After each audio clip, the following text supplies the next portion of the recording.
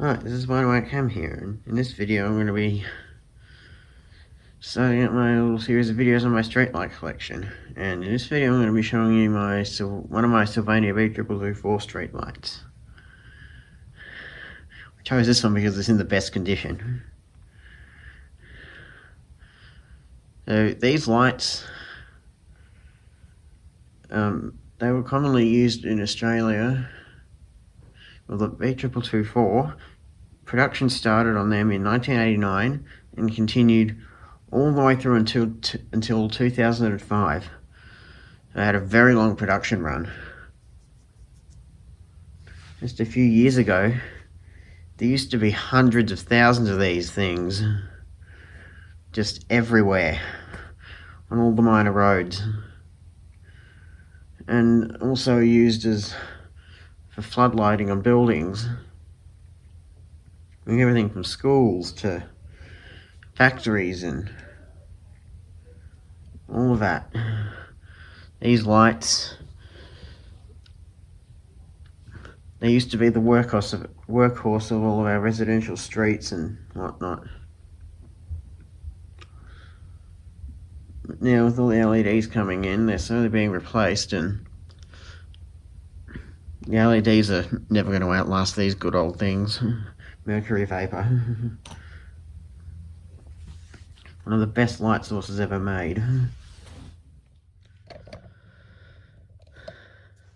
So this particular light here, I got as a lot of 4 from a seller on Facebook Marketplace. This one is in very good condition for its age. This one was made in 1991, but I can tell just from the age and I can tell just from the condition of it that it was not actually installed that year. It sat in storage for a while and was installed much later. Now I'll go and give an overview of the light.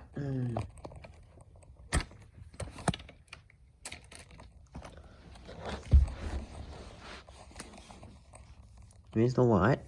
We've got the diffuser on the front half, and then the back half we've got, just turn it over. So we've got the diffuser there at the front. There's Sylvania GTE, catalogue number B2224, part number 2626. 2626 part number is for this cast aluminium body. M8091. The M80 means 80 watt mercury vapor, and 1991 is the year of manufacture. A lot of people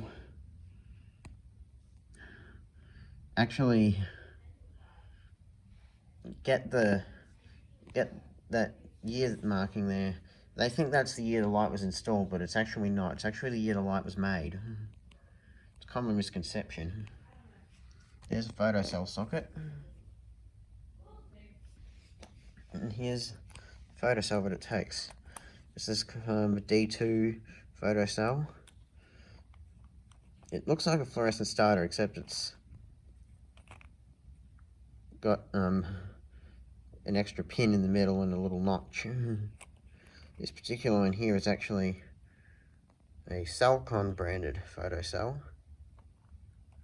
It's not actually from this light, I just took it out of another one so I could use it for this video. So it goes in there. It just twists in pretty much like a fluorescent starter would into its little socket. And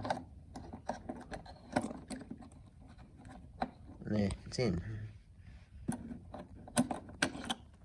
And you'll sort of see the little track down in there.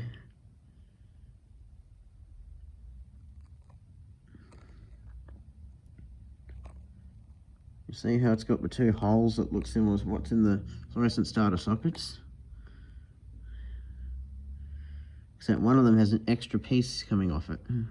That's the little track, and that's where the little blue notch just near my finger on the top is. That goes into there, and it pushes against the little contact in there. That's how these photocell sockets are actually, that's how these lights equipped with this type of photocell are actually allowed to be, or they're actually able to run with no photocell in them. You don't need to put a shorting cap in there to complete the circuit if you don't want to have the photocell installed. You don't have to. It's a very good design.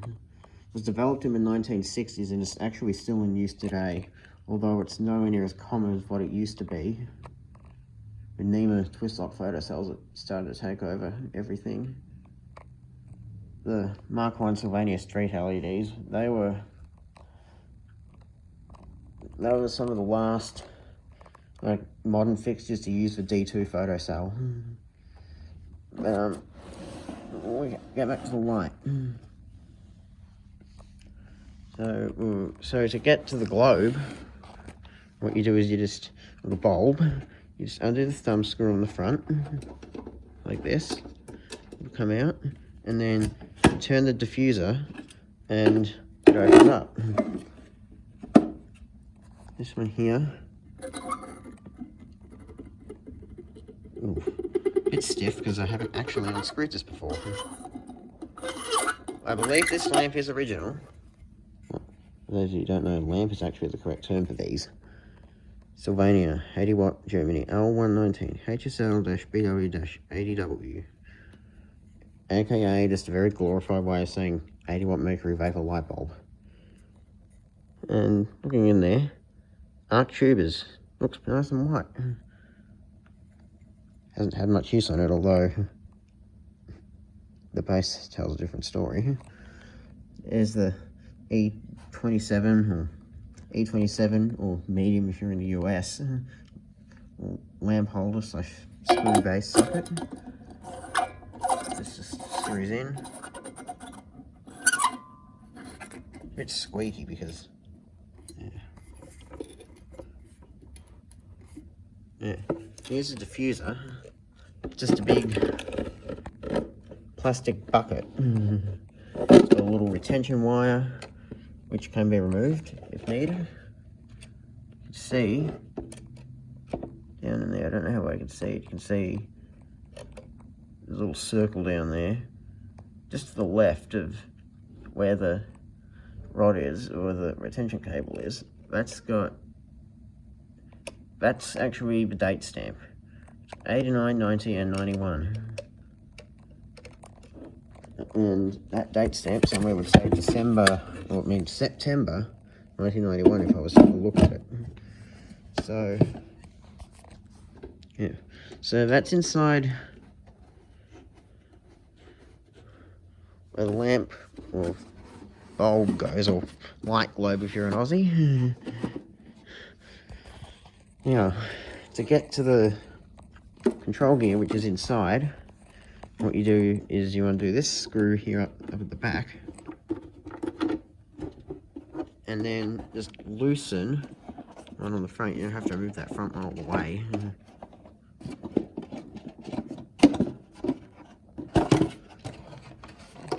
And in here is where the gear is. There's the photocell socket. Here's the ballast. This is a ATCO model OMB 80-03. These ballasts are built like tanks. I've only ever had one fail. But when they do fail, they do have a good fireworks show. There's where the lamp holder screws in. You can see the spots where the diffuser twists on. 26th of September 1991. That is the date of manufacture for this particular fixture. And then some sort of tested thing with number 10 inside a circle. That's inside a triangle with the word tested stamped inside. You see there's the wires coming in. This has got an old cable with the old colours, which I actually prefer. The old colours, which is red for the live, black for the neutral, and solid green for the earth. All the current cables, except for the stuff they use inside the walls, like all the current cables, like in that extension cable on the floor there, it would have a brown for the live, a blue for the neutral and a green and yellow stripe for the earth, but I prefer these older colours because they actually match up with the negative and positive used on DC circuits. And up here we've got blue and white going to this little terminal block, just floating there. A couple little, I think those are capacitors there.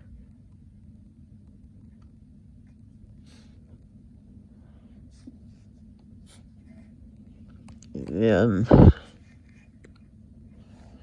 I believe these are capacitors.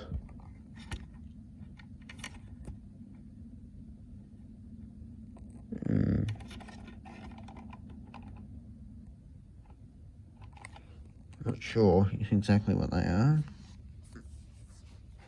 Here's a retention thing for the top cover. See in there.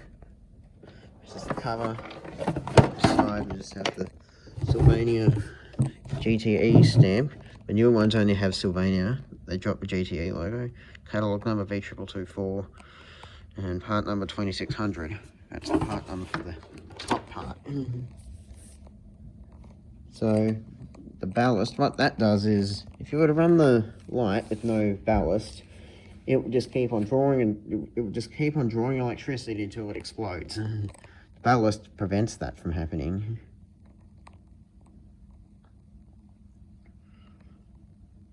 So what I'm going to do now is I'm going to close it back up and we'll see it turning on. So now what I'm going to do is I'm going to plug the light in so we can see it warming up. And we'll take a few minutes to warm up. This one should be pretty bright because the lamp hasn't been used much.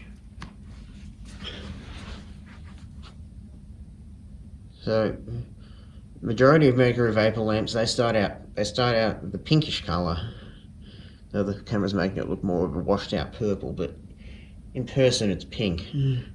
Some of them start more orange than others, but most of them are pink.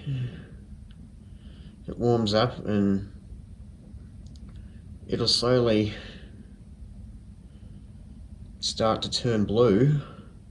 So it has, at the moment it's like a greyish purple colour in person, but on the camera it's appearing like it's blue. It actually isn't. In person it's actually white. So it does take a few minutes for it to warm up.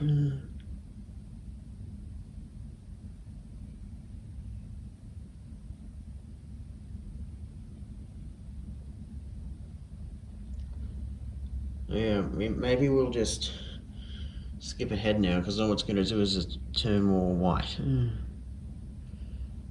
On the camera, the blue might change to a green or a yellow, depending on what sort of phosphor coating the bulb has.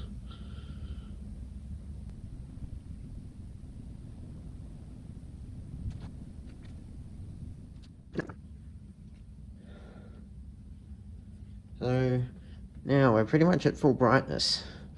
It appears a bit of a green colour on the camera and it has quite a bit of a flicker, but in person it's a very nice white. And in person there's also a slight flicker, but it's nowhere near as bad as it is on the camera as it is in person. Well, actually it's the other way around, it's nowhere near as bad in person as it is on the camera. We will put a photo cell in there and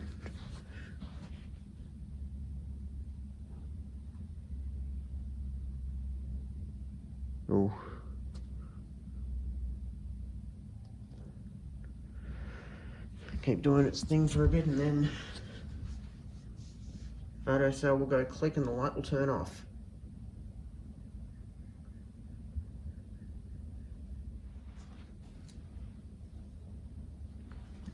I just got my iPad and its torch on just to produce a bit of light to trigger that thing, photo cell.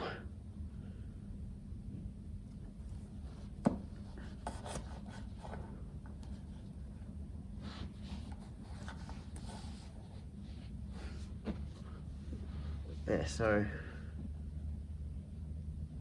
set that over it. That should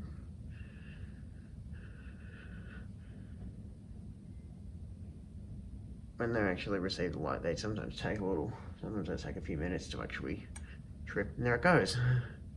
So yeah, that's just unplug it.